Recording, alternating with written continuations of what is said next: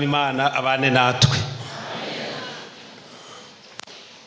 Reka subiremwo nivuge ko nitwa Ngendakumana Vincent wa hano nyene, kandi mvuge yuko nezerewe ko Imana inteye iteka jewe umuntu w'umunyantege nke, umunyabyaha yagiriwe ubuntu, ko intuma guhagarara imbere y'itunga ryayo ari ryo mwebwe ishengero, kugira ngo ndabashikirize impanuro ziciye mu ijambo ry'Imana. Aheruka twaravuganye ku ijambo rivuga ko abakristo turi umunyu w'isi rimwe, hanyuma turasubiramwo turabivugana n'ikindi gice kigira kabiri, kandi uno munsi ni ikindi gice cyaryo nyene kigira gatatu. Ndabitumwa nuko mu mutima wanje shimira Imana ko yabimpaye. Iminsi yose narababwiye yuko ntirirenga uko bukeye nikanguye hageze yuko ngomba mve muhira ngo ngende, kenshi nama nikanga ko ntagaruka, ariko no ku mugoroba mbere birakunda gushika, ariko cyane cyane ku mutaga ndavuga nti ndagiye, mugabo n'ububasha bw'Imana bushobora kungarukana. Urupfu rurateranya ubwoba, mugabo jeho naharuye ko ataho norukwepera, abandi mwe murafise bamwe rukwepera nta ngorane, namana makenga. Mugabo kandi ikindi gifatanye n'ico kigira kabiri nuko ukonye niyo mpejeje kwiyumvira ivyo birizana sinzi yo biva, mugabo numva hari n'ikindi kinyibutsa ivyo ubwami bw'Imana, ivyo ijuru. N'igihe rero nosanga nagiye mu ntege nke nacumuye, ntibisigura yuko noba nibagiye ijuru. Kandi ndashimira Imana ko ivyo ari byo byose ndarema umutima wanje wamana umunezero wo kubona ubwami bw'Imana. Ndavyipfurije umuntu wese ari hano, iyo duhaze canke dushonje, dufise imyambaro myinshi y'impuzu canke dufise imyambaro mikenyi, turabatunzi canke dukenye, turi n'imiryango myinshi canke turi nyakamwe, dufise ibyoroshe canke byagoranye, hari byagenze neza canke hari byagenze nabi, ntaho dushobora kubikwepera ivyo. No, ndashobora kubigiranya n'ibisanzwe, kuko hari igihe umuntu aba umutimbayi mu kintu kanaka. Bajya abantu bitwa batimbayi si kubera baba mwibarabara, ngira ntimutahura igituma bitwa batimbayi. Baratimvye, imvura ntacyo kibabwiye, izuba ntacyo rikibabwiye, kurara mu mufurege ntacyo bimubwiye, gutora ivyo mwiyarara ntacyo bimubwiye, yaratimbye nta ngorane. Nico kivuga ubutimbayi. Haraho rero usanga umuntu yaratimbye, twaratimbye ataho tubikwepera, mugabo nkavuga nti igisumba vyose gihambaye nuko twokwama twibuka Kristo yabambwe, tukibuka ubwami yadusezeraniye. Imana ishimwe.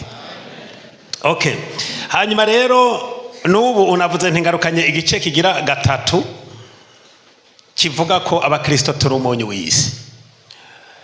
No kuvuga hano, igihe twasoma no majambo tuyabona ari mu butumwa bw'iziko bwanditse na Matayo hajya mu gihimba cya 5, tuyahereye ku murongo wa 13, ariko hari amajambo ari hajya imbere gato guhera ku murongo wa 1 n'uwa 2 twari twasomye, ajya amajambo avuga ko hahigwa, niyo ngomba kuvuga ryonyene.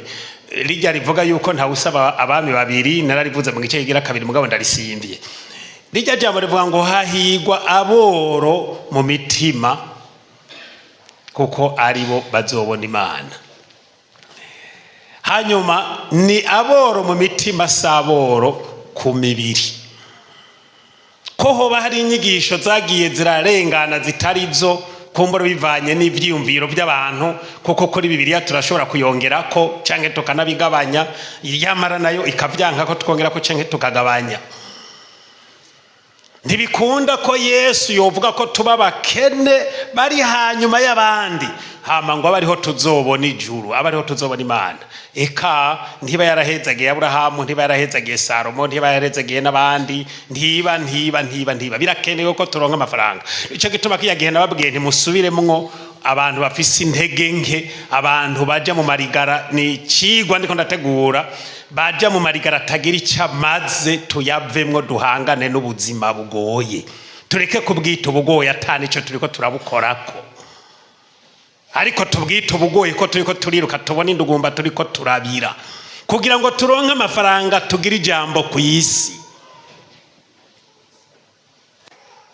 Nico gituma nonge nkabwira abantu ntimwige, ntihagire ubwira ngo naka ngo yarize ngo ubona yaronse iki, ngo naka yarahejeje ubona kasuko. Nababwiye nti no kuvuga igifaransa byonyene biramaze, apana kuja gutwenga ibyo abandi batwenga utazi ibyo batwenze.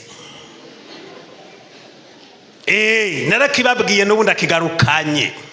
Bwo bari gute, we wumva bisa gute uri mu bandi ukarindira ko batwenga nawe ugacutwenga kubera utazi ico bavuze.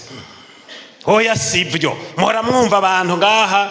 Hari nk'igihe umuntu usanga byamushikiye iyo duhaze neza, harawuhaza adasobwa n'umugani, ukumva umuntu arihanukiriye ati ni sawa tuvuye kuri antrenema ku mpanda.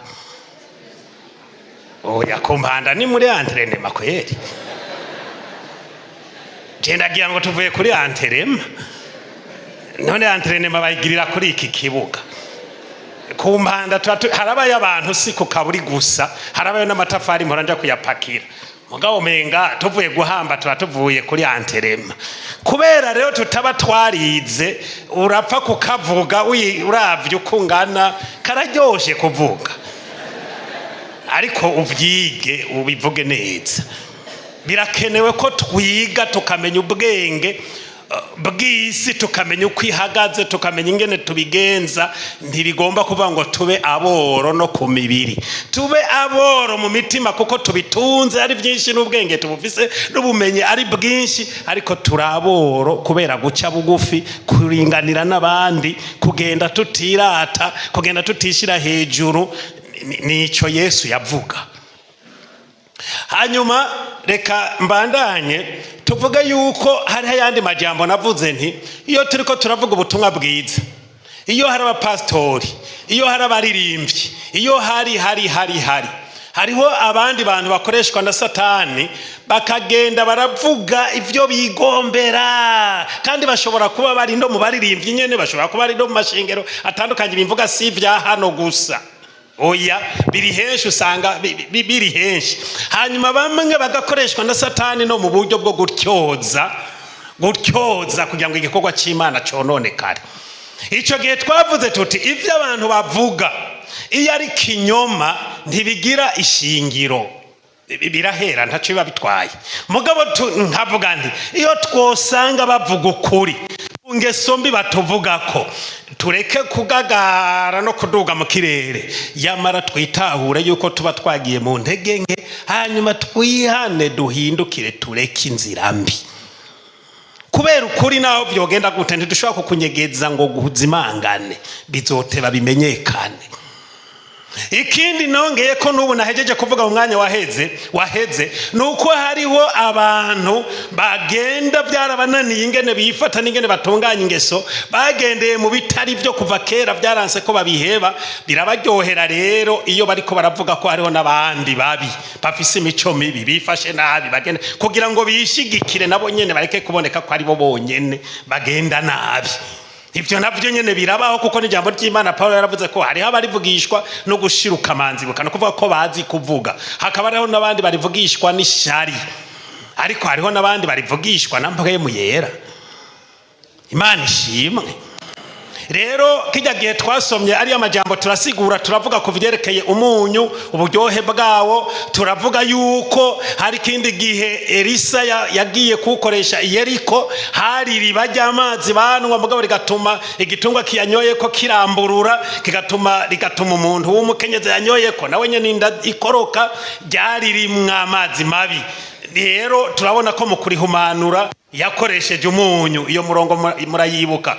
Twarabonye yuko mu myaka yaheze cyane abagiriki n'Abarabu iyo bagombye kunga ubumwe bagasezerana isezerano ry'intava, bakoresha ikimenyetso cy'umunyu, bagafata itu ry'umunyu bakarigabura, umwe agatwara igice uwundi gice, kikaba ngo ari ikimenyetso kivuga yuko basezeranye isezerano ry'intava rizokwama riryoshe, rizokwama rirunze umunyu, kugira ngo ntihagire uzorivako ngo arireke.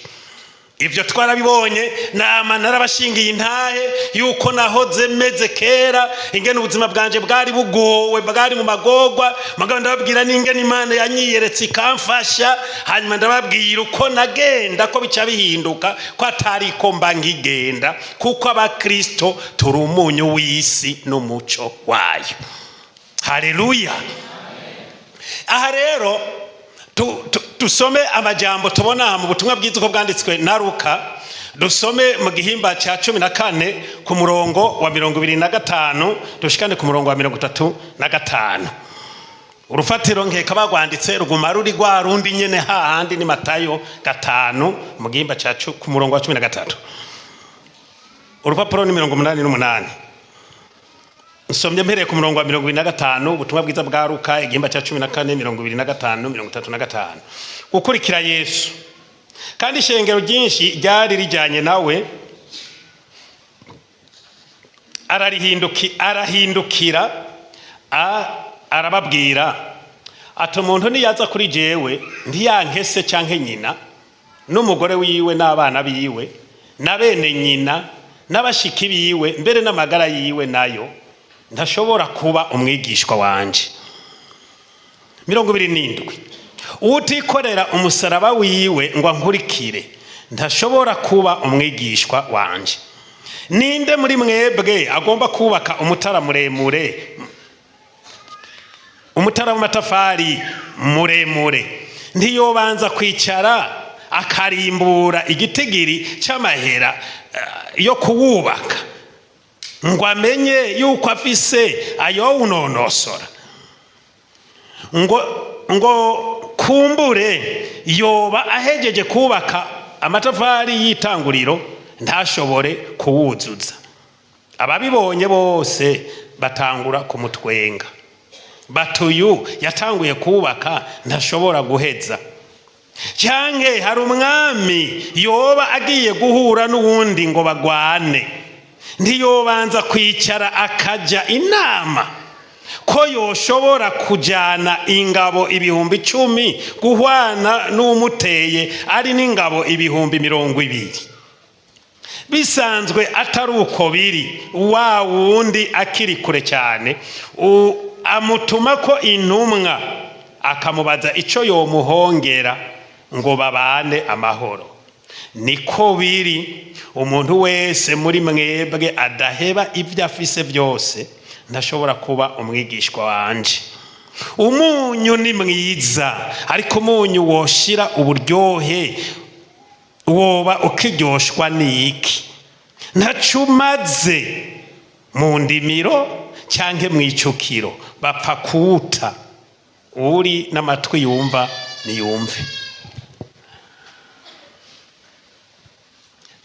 Tuvuge gato kuguhera k'uburyohe bw'umunyu. No kuvuga ko kera cyanke tuvuge duhereye ubu ibintu byarateye imbere. Umunyu tugiye kuwusuma ushika uyora ugereranya ingene indya zingana ugashiramo, biratunganye nta ngorane.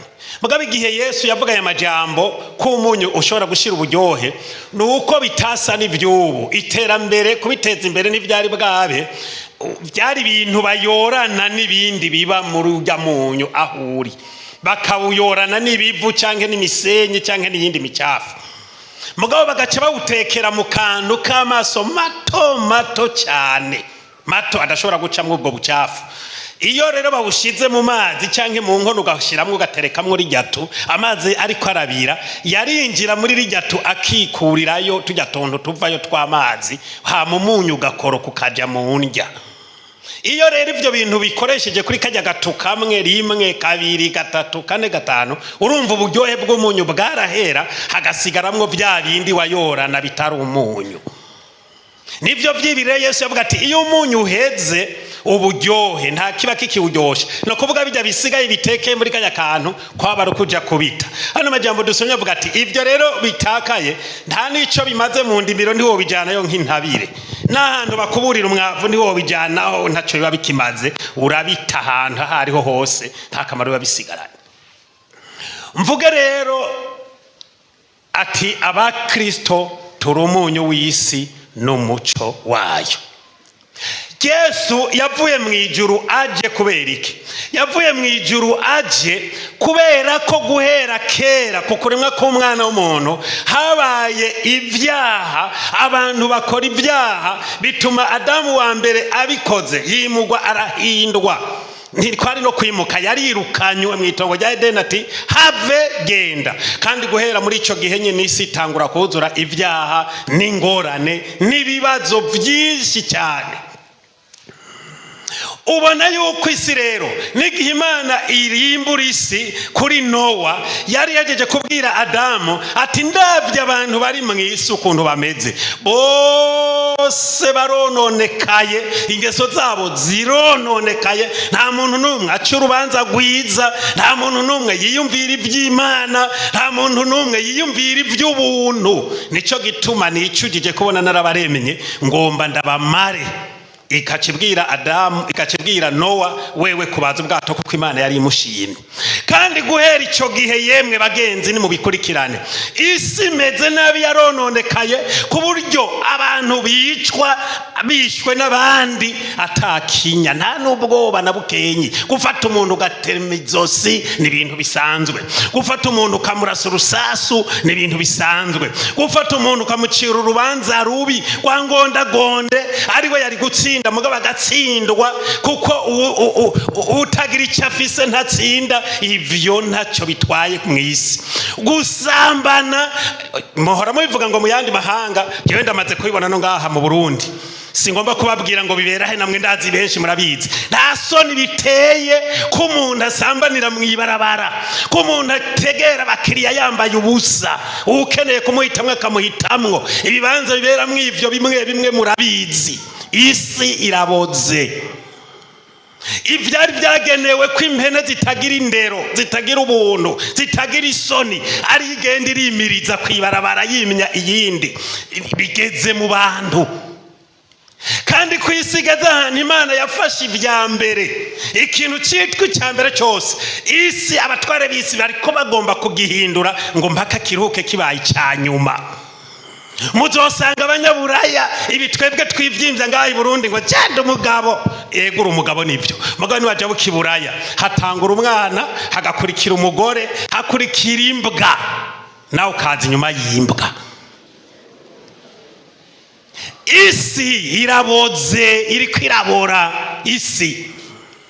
No kuvuga yuko muravye ibintu biba, ko abantu batagira ubwoba, ko babazirikiramwe amabombe. Umuntu akaza hano muri runo rusengera, niba ukundi munsi haturitse inkuba, sinzi abavyibuka bari hano, twari mu miga, hari habi ico gihe mu gihugu. Nari nicaye amaje hari inyuma, murazi ko hari byizigiraho yicara, utwigisha nawe yari ngaha. Nibuka iyo nkuba ukuntu yaturitse, ntiyari nk'inkuba kweri, yari ngikindi kintu, ku buryo jewe mva hari yanzana na munsi y'intebe ndiko ndakwega inda, ngahura n'umwigisha ari hano nawe ariko arakwega inda hasi, tukagonganira munsi y'intebe yari hariya. Hajya hari gihe wigira ngo hari gihe ujyamo gashika hasi. Ibihe uratinya ibihe. Abo bantu bakemera bakabazirikiramwe amabombe, akimvira ati ngiye nk'ingaha nambara abantu nk'amajana 6 cyangwa 7, hakaba umunezero w'ingene ho turikira ibombe ikiduhonya twese. Ubu kabara umunezero kubayikoze no kubayambitse ujya mu nda. Umurumva ingene isi meze iraboze. Hakaba abantu bashirukanya badendereza abandi kugira ngo bamwambure ibintu vyiwiwe. Umuntu akambugwa itongo, akajyambugwa n'umurusha ingufu n'amafaranga n'igitinyiro, rikagenda pi. Umuntu akambugwa imodoka, umuntu akambugwa ivyiwe, umuntu akanyagwa ku murango, hakabura abacamanza bamushigikira. Nimuje muri ibi byo mu Burundi wacu ngo umukuru w'igihugu cyacu yaravuze ko ubutungane bucumbagira. Si mu Burundi gusa, isi iraboze, iri kwirabora. Mu myaka iheze sinipfuza ko ari umwana wanje yoji buraya, kuko narakurikirana amakuru yayo, Jesse ndajayo nkunga kurikirana amakuru yaho ati abantu bahora basenga kera barabihevye, abantu bahora barabivuyemo. None muri kino gihe ndiyumvira nti none bazojahe, naho yoguma hano mu Burundi uhasanga abapastori abo mwumvise batonze inkoho aha ku matafari. wowe ugenda na Bibiliya ari ukuyinyegeramwo mugabo utunzi kizomara abantu mu nzu. Mukabona abantu bagenda barigisha abandi nabi bakadukwegera mu nzira zitarizo zituma tuzohona. Isi iraboze. Rero Bibiliya ivuga ati mwebwe abakristo muri umunyu w'isi wo kuyirunga kugira ngo ntibore n'umuco wayo wo kuyimorekera. Hano Yesu ariko arabaza ikibazo akavuga ati umviriza ndababwira, nta muntu n'umwe yoshobora kubaka etaje, yoshobora kubaka umutara, yo kubaka ikintu icyo ari cyo cyose gisaba amahera atabanje ngo yicare ahantu ngo arimbure arabata amahera azogenda kuri iki kintu angana uko. Ayo mahera uko angana kose kubera yitegura icyo kintu arayaheba, bakajya amadeni mu mabanki, bakagenda bakaja no mu bagenzi mbere bagaterereza. Kuko avuga ati iyo woja yo kubaka utabyiteguriye neza ukabikira mu nzira abantu bogutwenga bati waratanguye none ntiwahejeje. Ati ninde muntu w'umwami afise ubwenge, afise abamuhanura, afise ingabo yoja kugwana n'igihugu akamenya ko afise abasoda batarenga 10,000 hanyuma akamenya ko agiye kugwana n'ufise 20,000. Mbevyo yobimenya hama kaja kuguhitamwo. Hari ivyo abanza kwemera agaharura toya uni tuzomushobora. Mugabo rero ko tutazomushobora reka nemere tumubaze. Niko yavuga ati nambarire ico nakoze cyose ndakireke ambabarire hanyuma ndamuhongera iki ndamuhe iki kugira ngo tubane amahoro. Uyo muntu kugira ngo abaha amahoro abanje guheba ivyo ahongera umurusha inguvu. Hari ivyo abantu babanza guheba kugira ngo bashike ku bindi. Ntuzobona abantu b'abatunzi ngo uje ngaho ngo wiyumvire ngo kwirirwa uryamye, kwirirwa muri King Bet, kwigirirwa hehe na hehe ati nanje buca nubaka etaje. Barakora ijoro n'umurango ndakurahiye. Ntavyizana. Sinzi bari barashinze ishira hamwe gihitwa biva hagumye.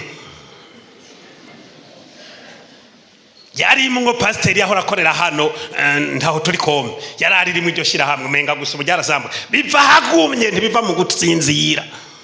Barakora no kuvuga yuko abantu kugira ngo baronke ibi ibaraheba ibi. Rero Yesu nawe avuga ati umuntu wese adahevye se canke nyina canke umugore canke abana bere n'amagara yiwe ngo abireke, uyo ntabakwiye kuba umwigishwa wanje. Uko unyaba abantu rero baheba ibintu bakabireka byinshi bakaruha kugira ngo bashikire ibi. Niko Yesu avuga ko inshuti duheba ntushobora guhakana mama wawe papa wawe abo muvukana, sibo duheba mugabo agomba kuvuga ko duheba ivyumviro vyabo bibi, imigenzo yabo mibi, namba baraguza tukabiheba, namba rabicanye twebwe tukabireka tukavana nabo gutyo ubundi bagoma ari inshuti. Ivyo rero iyo tubihevye nivyo bisigura ariko Yesu avuga ko tuba turi abigishwa biwe. Cyamara igihe tukibigenderamwo tukimeze uko ntibigyemerwa. Bibiliya ntivuga ko turabigishwa ba Yesu. Aca rero amanuka agashikira ya majambo turiko akavuga ati umunyu ni mwiza. Ni mwiza kweri. Ego pe nawe wiyumvire uri kura urunga ifungurwa kuba ufungura. Twarihanganishije abo imibiri yagoye batariko barawufungura, nta kundi no kwihangana hanyuma tukitegurira no gupfa suguheba umunyu gusa. No kuvo jewe niko ndabibona, sinzi ko bitwengeje ni jewe abandi muraba muriraramiye ngaho. No kuvuga yuko akunyu ni keza kararyosha injya iyo katabaye kenshi, kandi kuba ufungura iyo ugize mukenyo bavuga ati wagize umunyu muke. Hariho abatinya kuwongeramwo ngo mubisi uratera ingorane, ariko hari n'abandi baruhuka bawongeyemo. Siko no kuvuga umunyu ni mwiza mugabo acabaza ikibazo ati iyo ushize uburyohe nta mbega ikindi mwokoresha ngo mu buryoshe n'igiki. Abahageze ko mu wuta kandi ahantu umuntu awuta kubera atacubuka imaze sino mu ndimiro ko nduba intabire sina ahantu mwovanga n'umwavu ngo hagira ico uzomara no gupfa guta. Hajya muri Matayo murazi ko twasomye ati nta kindi ubusigaje atari guterera hanze hanyuma barengana bakawukandagira bagenda barahonyangako. Twebwe abakristo turi umunyu w'isi. Kuba uri buramatari wakiriye agakiza, ivyo ntacyo bitwaye. Kuba uri naho wowe uri perezida w'igihugu kanaka mugabo ukaba uri umukristo, ivyo byose birafatana nta kibazo na kimwe. Gusa icyo mbona kuri ino si hari aho ruba uruhendo burya abatwara isi ni gake baba ba kristo. Hari n'abaja ku bibuga kuja kuronderayo amajwi ukagira ngo n'abakristo. Ivyo nibisanzwe, ni politike y'isi. Twebwe uko tumeze, uko dutegerezwa, tumenya mwijoro, tumenya ku murango ko turi umunyu w'isi. Kubera kwitwa umuririmbyi nta nico bimaze ari byonyene, kwitwa umuvugabutumwa ari byonyene nta nico bimaze, kwitwa pastori ukama mu ikositime n'imeza batereka imbere yawe hama bagashiraho n'ishugwe ari ibyo byonyene, aha bibiri byita zero. Bivuga ko hariho ivyo duheba. Biriya ijya nziko ko tuyiheba, ijya ngeso mbi ko tuziheba, bijya byumviro bibi ko tubiheba, hama tukaba duhagaze mu murongo wabigishwa ba Yesu Kristo. Kuko nico gihambaye kwitwa urundi rwego mu byo gukorera Imana. Kwitwa umwana w'Imana nico gihambaye kurusha kwitwa umuvugabutumwa, nico gihambaye kurusha kwitwa umuririmbyi, nico gihambaye kurusha n'ibindi kwitwa umwana w'Imana. Duca duheba, hariho ivyo duheba tukababo. None rero bivuga ngo iki? Bivuga ko twebwe dutegerezwa kwigora, dutegerezwa kwifata neza, tukareka ibibi, tukaruhura n'imitwaro. Hari ikindi kintu navuze n'ubu ngomba gusubiramwo kigoye cyane, ko abakristo tugenda turasubiranamwo, ko abakristo tugenda tutumvikana, ko abakristo turemesha ubuguriro bwo kuvugana nabi. Satani ariko araduhiga, abadayimoni bariko baraduhiga. Niwaraba neza n'abisi ntibadukunda cyane, natwe wo gufatana mu nda, natwe turiko turahigana. Murazombarira iyo turiko turaja hariho naka yacumuye yakoze ikintu kitari ico, ko wowe uri umukristo uri umunyu w'isi, naho bisa bisana nuko mujana ku mwanda mu bantu uramurondera. Niko Bibiri yivuga, Paulo niko yanditse ati muhanurane bicitwa uno munsi. Uyo muntu arahanurwa ntakwizwa gahinga, uyo muntu arabwirwa arakebugwa, ntibihinduka nk'igikorwa dufise. Nico gituma je mu vyumviro vyanje mvuga nti muraraba neza ko atari cyo gituma turonka bike canke naho nyene tukaburana vyose, kuko kenshi tuja mu bitagira ico bimaze. Kenshi tuja mu bifasha ururimi, bifasha kameremere, mugabo bitagira ico bidufasha mu mibereho yacu no mu bidukikije.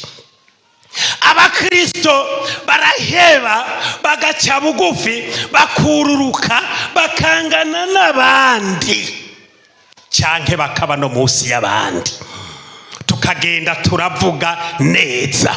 Iyo muzosanga rero hari abakozi b'Imana b'abandi, hari abakozi b'Imana baciza ngondagonde, hari abakozi b'Imana bagenda baravuga abandi nabi, ntaho batandukaniye na bamwe duhejeje kuvuga batwara isi, batagira isoni zo kumara abantu.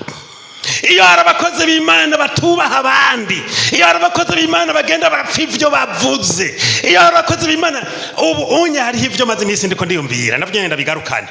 Abana b'abakobwa nkunda kubahanura kandi aka kanya ngoma ndabacokereko, sivyo? Hariho abataragera kurongorwa, ariko hariho n'abandi bageze, hari n'abamaze kwihebura.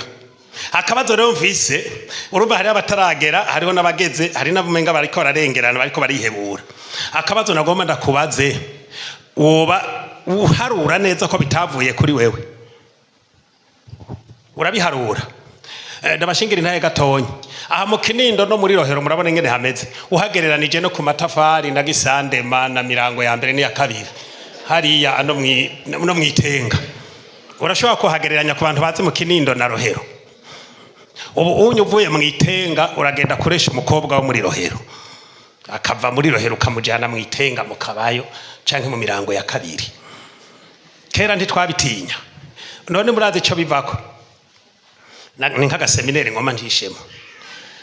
Bajya abakobwa barifashe nabi ku buryo quartier yose, namba ari quartier Kinindo, namba ari quartier Rohero, umuhungu wese atagira indero byananiye aramuzi ujya mukobwa.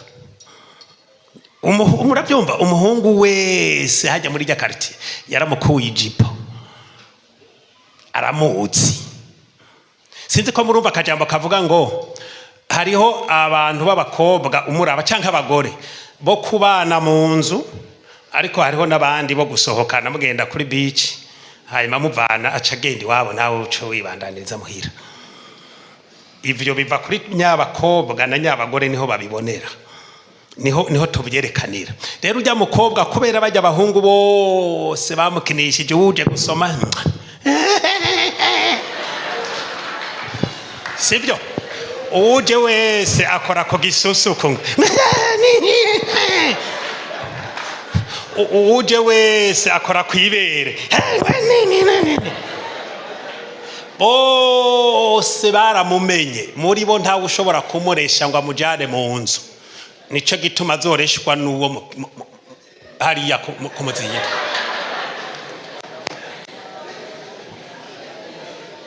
Erega niko bigenda. None ufise ikete uri kurarigendagendana bari kurungikanye canke bari guhaye wewe. Kera barandika amakete n'ubu mbona bayandika amamverope aracariho.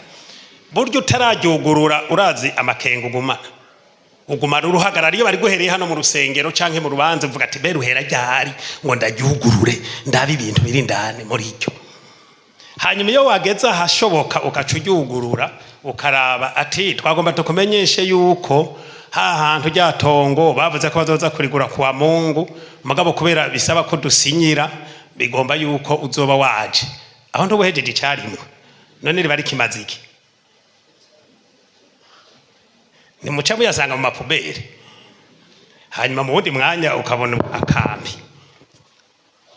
None bakuzi bose ico ucambariye n'igiki, wovuga ngo woca uvuga ati wihebuye uraraba. Nico gituma nabajije byavuye kuri inde.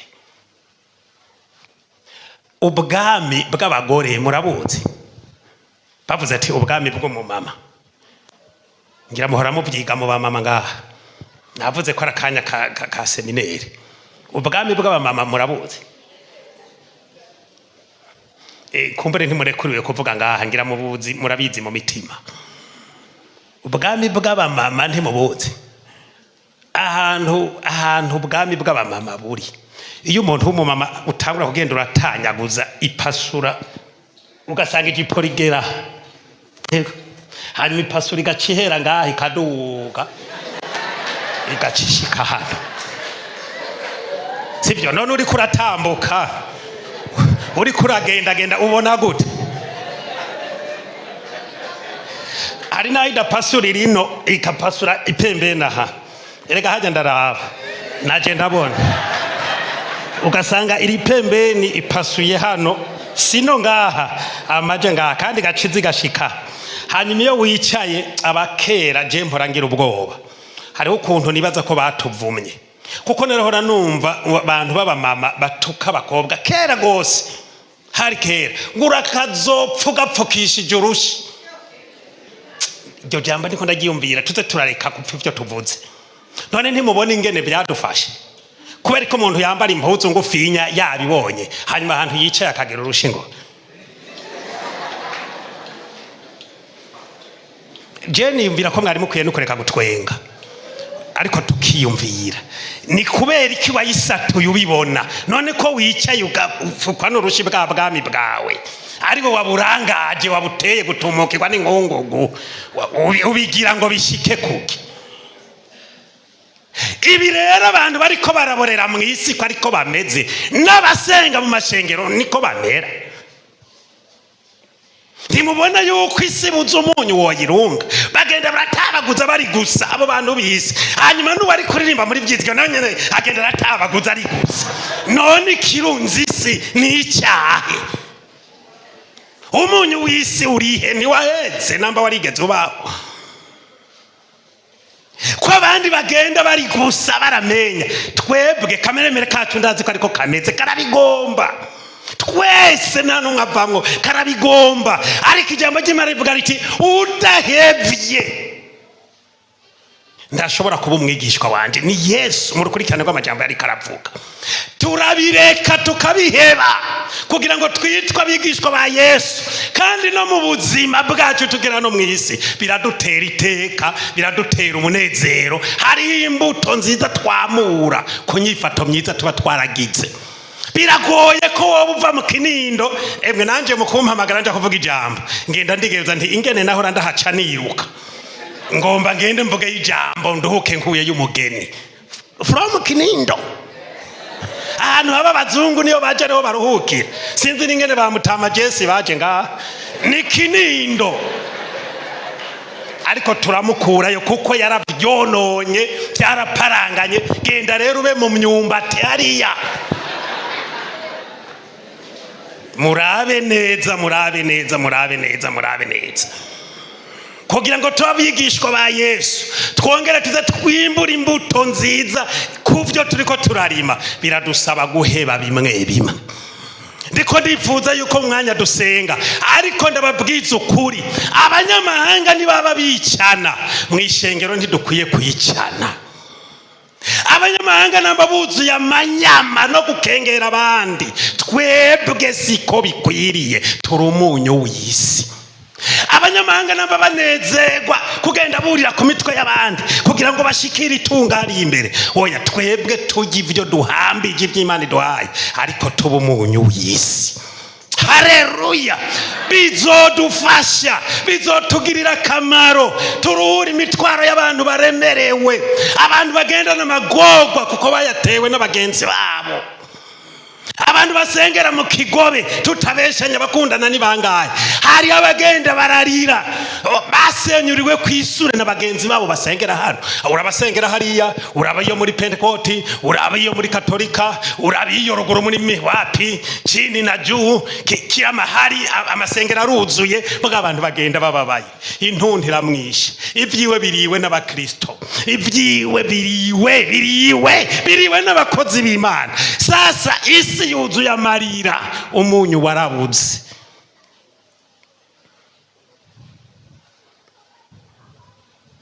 Ni muze muririmbe mukora akazi kanyu, hanyuma tuve hasi dusenga.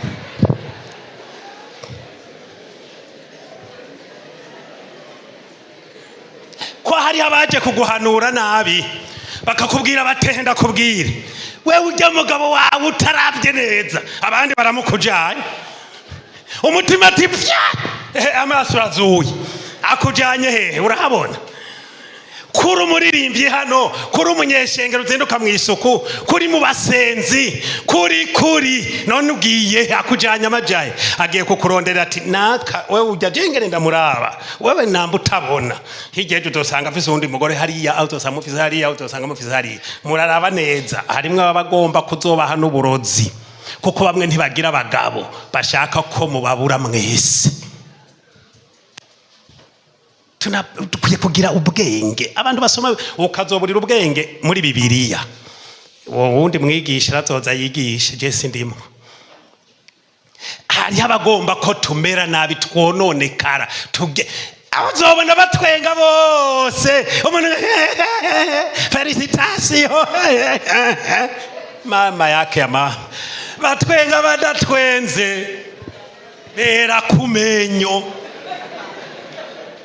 Umuntu akagutwengera mugahura ukubahuka, ugatwengera umuntu wiyumvirira ikibi, wiyumvirira inabi, utakeneye ko atera imbere, kandi nico gituma nawe wenyene udateye imbere, kuko isumu kujya yica uwo wayihaye niko nawe uyinyoye yo kumanyura. Erega nuko ajya wipfuriza ikibi abandi, nawe kirahindukira nawe kikugarukako, ugasanga nawe hari ico vyakubujije gushikako kubera imico mibi. None uratwenga, ukubaha ugatwenga, umuntu umufitiye inama mbi. Hari nabo mwamuvuze nabi, hari mu Tanzania no bafise siasa kare hapa, baradufashe kuva mu gatondo nka Sizeri tugiyeyo. Burya baturekuye ku mugoroba tuburiwe n'abaho ati zo saa zanyu zikandika saa 11 aha ni Sizeri, burya mwese muja mu gasho. Ingene twita muruzi, je nari ndabimenyereye twurira mu bwato, twari twagize Imana bugumaho. Bagonye badutwengera ebu subiri kidogo, kuna kifaa ambacho hakijapatikana na hata orodha yenu haijasikirika vizuri. Hebu kwanza shusha mzigo. Twamaze kuhuriza muri dina ibiziko twurije. Sani mutaona kumbe bariko baradutegurira ingene batuboha. Ibyo mu bakristo ntibikwiye kubaho. Tuvugana ukuri. Utwenze ubutwenze, niwamoka urize uburize. Niwashavura ushavure, hanyuma umuntu amenye icyagushavuje, ari ugusaba ikigongwe gusaba ikigongwe. Ariko bagenzi, biragoye ko abakristo dutwenga tudatwenze. Turi abantu babicanye tudagomba kaja mu bandi. Udashaka ko abandi batera imbere, mugabo wowe wangira ko atera imbere, mwahura ate ndogo yangu. Wewe navuze nti koma shetani kwa jina la Yesu. Sivyo namba, turi umunyu w'isi n'umuco wayo.